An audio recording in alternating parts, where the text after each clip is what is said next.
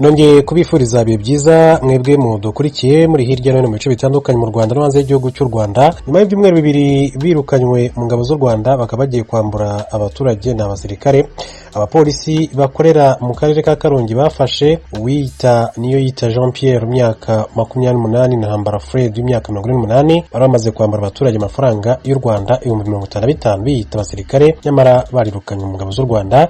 Bafatiwe mu karere ka Karongi, umurenge wa Bwishyura, akarere ka Nyarusazi, mudugudu wa Bwishyura. Umuvugizi wa polisi mu ntara y'Uburengerazuba, Chief Inspector of Police CIP Bonaventure Twizere Karekezi, yavuze ko abaturage batanze amakuru ku nzego z'ibanze nazo zimenyesha abapolisi.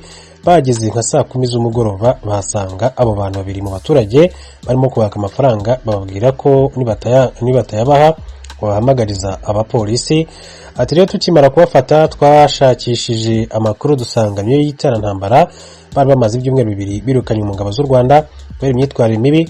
Ati bamaze gusezererwa nyuma y'icyumweru kimwe batangiye kujya mu baturage uwo basanze akora binyuranyije n'amabwiriza yo kwirinda COVID-19, bakamuca amafaranga bamubwira ko ari abasirikare kuko hari n'amakarita bari bafite. Amafaranga rero ngo bayabacaga aho basanze ngo barimo gucuruza inzoga mu tubari. Chief Inspector of Police Karekezi Twizere Bonaventure yavuze ko bari abantu ngo bahera ku mafaranga 100,000 utafite bagacirikanya. Ati rero uwo munsi bafashwe bamaze kwambura abantu bagera kuri batatu bamaze kubaha 55,000, hasigaye abandi babiri bagombaga kubaha 40,000 bombi. Umuvugizi wa polisi mu ntara y'Uburengerazuba yashimiye abaturage batanze amakuru, ariko abasaba kujya bihutira gutanga amakuru hakiri kare kuko bivugwa ko abo bantu bari bamaze icyumweru bambura abantu muri ubwo buryo. Yabasabye kujya rero baba maso ntihagire ubashuka kuko igihe cyose polisi iri mu bikorwa byayo abapolisi baba bambaye umwambaro w'akazi. Ati dukangura abaturage kujya bashishoza ku bantu biyitirira inzego. Ati bari abantu biyitiriraga urwego badakorera.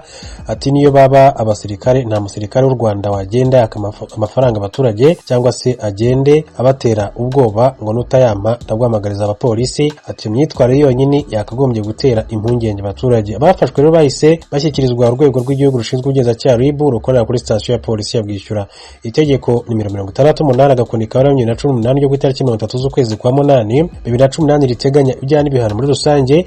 Ingingo ya 181 ivuga ko umuntu wese wiyitira urwego rw'umwuga wemewe n'ubutegetsi, impamyabushobozi, impamyabumenyi zitangwa n'urwego rufitiye ububasha cyangwa se ubushobozi buhabwa umuntu wujuje ibyangombwa bashyizweho n'urwego rufitiye ububasha abakoze icyaha. Iyo rero abihamijwe n'urukiko ahanishwa igifungo kitari munsi y'ukwezi kumwe ariko kitageze ku mezi 6, n'ihazabu y'amafaranga y'u Rwanda atari munsi y'500,000 ariko atarenze miliyoni cyangwa se kimwe gusa muri ibyo bihano. Ingingo rero ya 283 yo ivuga ko umuntu wese wahawe ububasha n'igihugu cyangwa se wahawe ubutumwa mu rwego rw'umurimo rusange w'igihugu cyangwa se wahawe inshingano ku bw'amatora gukomeza imirimo nyuma yo kumenyesha ko atakiri muri iyo mirimo cyangwa se nyuma yo kurangiza manda ye abakoze icyaha. Iyo rero abimijwe n'urukiko ahanishwa igifungo kitari munsi y'imyaka 2 ariko kitarenze imyaka 3, nihazaba amafaranga y'u Rwanda atari munsi y'500,000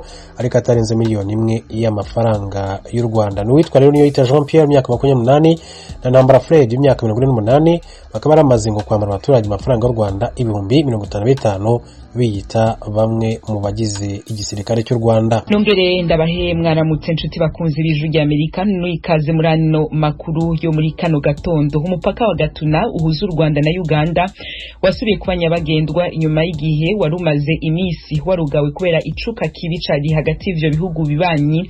Mu gicugu cuno wa mbere Ijwi ry'Amerika ryarungitse Assumpta Kabuyi ku mupaka wa Gatuna kuturabira uko vyifashe. Ashitseyo abwira Aloyize Bigirimana uko yabisanze. Urakoze cyane nkuko wari ubivuze koko ni saa 9 za mu gitondo hano mu Rwanda. Icyo nakubwira nuko niko byari biteganyijwe ko saa 7 zuzuye umupaka ufungurwa, ariko iyo saha ikindi n'ubu tuvuga bitabyumva hahise haba imvura nyinshi cyane. Abantu basanzwe baba ku mupaka basize bati ni ubwa mbere imvura ntiyari iherutse, imvura nyinshi cyane ku buryo nta kimwe kimwe, nta muntu utaracara. N'abashinzwe umutekano benshi bari hano cyangwa se n'abanyamakuru nibo bari hano ku mupaka, bose bahise birinda bajya kugama, abandi basura mu mamodoka. Nta muntu n'umwe tugeze tubona kuva icyo gihe wabashije kwambuka keretse tukigera hano twasanga hari umunyarwandakazi umwe wari umaze kwambuka, ariko ibyo byo ntibisanzwe ko n'ubundi abanyagihugu nubwo imipaka yari ifunze, iyo harimo umunyarwanda ashaka gutaha bwo n'ubundi yatahaga, ariko uko byari biteganijwe ko abantu baza ku bwinshi, kugeza uyu mwanya nta muntu n'umwe uraza, kuko niba umwanya imvura ni nyinshi cyane hano ku mupaka wa Gakenke. Mbega hari bande, hari abo abitabye ibi birori mu bategetsi b'ibyo bihugu bibiri n'aho imvura yaguye?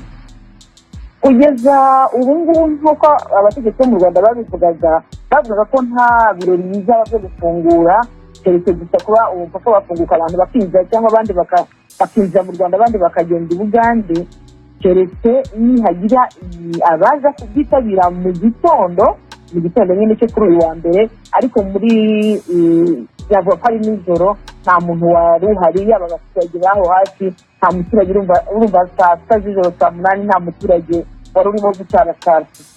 Ego me Assumpta, woba wamenye nimba iyindi mipaka nyabagendwa nk'umupaka w'Ikagitumba hamwe na Cyanika nayo ubifunguye? Oya, makuru namenye yo nuko iyo mipaka yo itarafungurwa, n'uyu wari ugiye kuba ntangiriro, ariko iyo yindi yo ntabwo irafungurwa. Kogwa leta y'u Rwanda yabitekanije kubikora mu ijoro buca, niki cyatumye itabikora mu gitondo izuba riva, igatekanya gufungura umupaka mu gicugu? Nta muyobozi n'umwe wigeze atangaza icyo kintu, gusa icyo hari cyo gutekereza yewe ni uko bashatse gutangirana n'itariki ya 31 bagatangirana nyine n'iyo saha ya saa sita z'ijoro, ariko ubundi kugeza ubu nta muyobozi wigeze avuga ngo bahisemo uyu munsi. Gusa n'ubundi nta n'umutegetsi wari uhari, nta muyobozi wari uhari ngo aze kuvuga ngo ndabifunguye ku mugaragaro.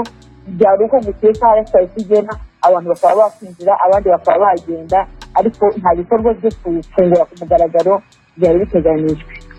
Urakoze Assumpta, nihagira ikindi kiboneka uratubwira mu makuru y'ibiganiro bitaha. Urakoze, turagushimiye.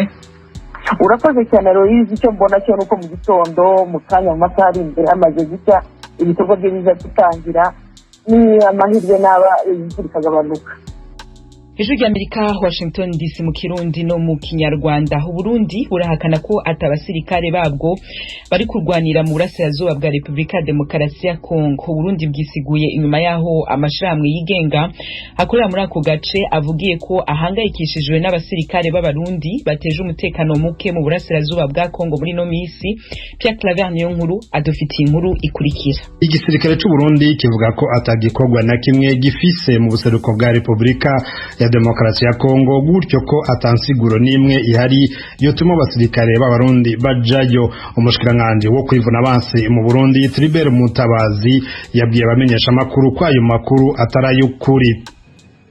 Ivyo tumaze bisanzwe tuzumva ku mbuga ngurukanabumenyi canke ku yandi maradiyo atandukanye akorera yo makungu. Icyo twumvise nuko igisirikare cy'u Burundi hariho uko igisirikare gitunganijwe n'ibikorwa kijambo. Igisirikare cy'u Burundi rero ntabwo kiri muri Repubulika Iharanira Intwaro Rusange ya Kongo, kuko igihugu kibanyi cya Kongo murabizi ko dusanzwe dufitaniye umubano mwiza, kandi ngaha ntibaza yuko abasirikare ba Kongo baba baranyuze mu gihe bataba bagiyeyo hisunzwe amategeko. Naho biruko abatwara amwe mu mashami yigenga akorera mu buseruko bwa Kongo babwiye mugenzi wacu akorerayo ko biboneye abasirikare b'abarundi muri ico gice, ndetse ko batewe umutima uhagaze n'umutekano muke utegwa n'abo basirikare. Joel Namunene ahagarariye amashami yigenga ajejwe amahoro n'iterambere mu turere tw'imisozi miremire ya Uvira yasiguriye mugenzi wacu Vedaste Ngabo ko igisirikare cy'u Burundi kiri mu ntambara n'umuharire de Tabara ugwanya leta y'Igitega. Avuga ko intambara zikaze muri lokalite ya Masango ku birometero nka 60 uvuye mu gisagara ca Uvira. Hari intambara igisirikare cy'abarundi kije guhinga opposition yabo yitwa ngo ni de Tabara, barwaniye ahitwa mu Masango. Iyo mirwano abaturage bahunze bagenda bamwe imwenda, abandi baje mu misozi ya Uvira. none niki kihamya ko ari abasirikare b'u Burundi bari kurwana na Red Tabara muri iyo misozi? yabo araboneka, abantu bahuye nabo bavuga yuko ntibaje kurwanya abaturage cyangwa abamarimari, bavuga yuko icyabazanye ni ukurwanya Red Tabara. icyo twasaba abaturage b'iwacu ni uko bativanga mu mirwano y'Uburundi. Ufite imbaraga asinda undi. Ibi biremezwa kandi n'umuvugizi w'uwo muhari Red Tabara kuri mikoro y'Ijwi ry'Amerika muri Kongo. Uyo avuga ko yitwa Patrick Nahimana, yemeza ko intambara imaze indwi irenga.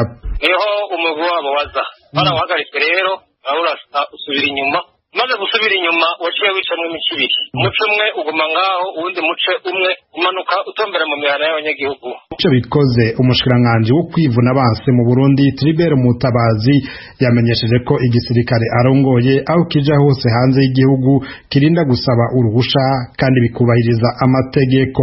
Mutabazi yatangaje ko ibi bitigeze biba uretse aho cagiye gufasha mu kugarukana amahoro n'umutekano nko muri Centrafrica, Somalia n'ahandi.